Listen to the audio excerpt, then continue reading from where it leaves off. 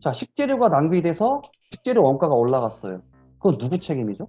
손익계산서를 관리 안 하면서 인건비를 과하게 썼어요. 그거 누가 책임질 건가요? 저도 잘 모르겠는데요. 그냥 좀 바빠서 좀 더 불렀는데 표가 됐네요. 이러면 이제 서로 머리가 아파지기 시작하는 거죠.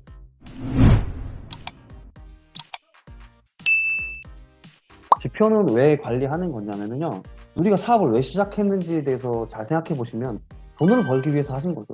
돈 안 벌고 싶은데 사업한 사람 있나요? 그런 게 아니잖아요. 우리 다 돈을 벌기 위해서 첫 번째 사업을 한 거고요. 조금 좋게 표현하면 수익을 남기기 위해서 하는 거죠. 마찬가지로 우리가 매장을 잘 운영하는 이유는 뭐죠? 손님이 많이 오게 하기 위해서요. 손님이 그러니까 왜 많이 오게 하는 거죠? 궁극적인 핵심은 수익을 잘 남기기 위해서 하는 거잖아요. 지속적으로. 그래서 매장의 손익계산서라는 것은 사업의 중심 활동입니다.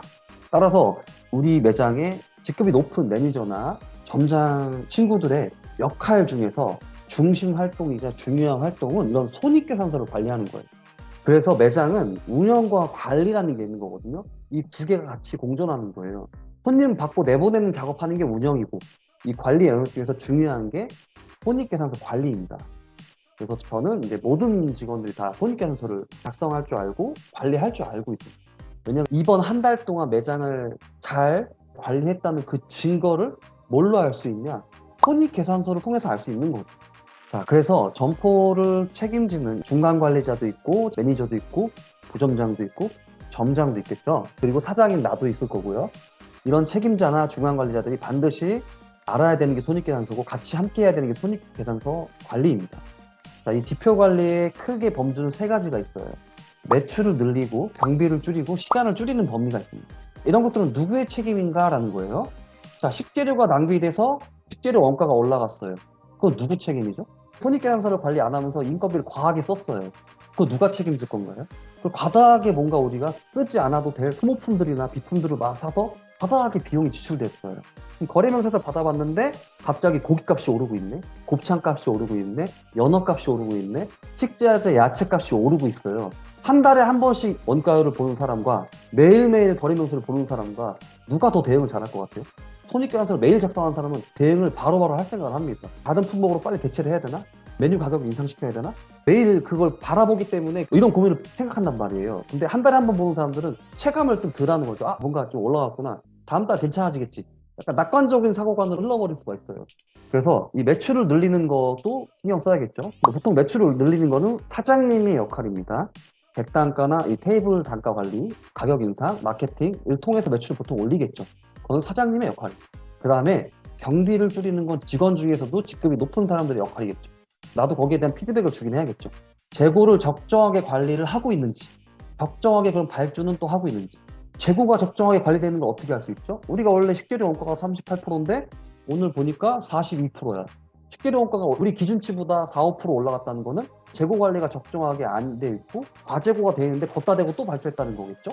여러 가지를 볼 수 있는 거예요. 그러니까 관리적으로 뭐가 안 되고 있다는 거죠.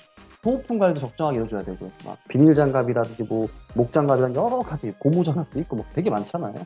그런 걸 잔뜩 쌓아놓고 할 필요는 없잖아요. 이런 비율들이 올라갔다는 건 창고 관리조차도 지금 뭔가 안 되고 있다는 확률이 높거든요. 시장 원가가 올라가고 있는데 그런 거에 대응이 느려. 이거는 한 달에 한 번씩 보니까 느린 거예요. 매일 거래면서 보고서 빨리빨리 대응할 생각 하거든요. 상추가 지금 가격이 갑자기 올라갔네. 그럼 다른 무슨 상추로 교체할까? 이런 걸 빨리빨리 찾아야죠. 그래서 거래처 원가 이런 것도 좀 확인을 비교해서 할 수 있겠죠. 자, 그다음 시간을 줄이는 거죠. 적정 인원 관리. 적정 인원으로 관리가 되고 있는지. 인원 많으면 누가 관리 못해. 초등학생이라도 관리 할 수 있어요. 인원만 많이 있으면. 근데 그렇게 하면 남는 게 하나도 없잖아요. 그럼 그건 관리라고 볼 수가 없죠. 항상 적정하게 관리가 돼야 돼요. 적정하게라는 건 피크타임 때 퍽 하고 목에 차야죠. 그게 적정 인건이에요. 그러면서 근무자들의 업무, 이 알바생들과 직원들의 업무 스킬이 계속 향상이 돼야죠. 그러면서 인원이 최적화가 되죠. 그래서 교육과 훈련도 신경을 많이 써야 되고 이런 것들이 다 인건 비율을 관리하면 교육과 훈련에 더 많은 노력을 하게 돼 있습니다. 그래서 손익관리는 매장 운영의 가장 중요한 중심 활동이죠. 우리는 사업을 수익을 남기기 위해서 시작했으니까요. 그래서 모든 매장 운영의 결과는 숫자로 나타나게 돼 있습니다. 숫자는 거짓말하지 않아요. 적으면 적고 많으면 많다고 있는 그대로 다 보여지게 돼 있습니다.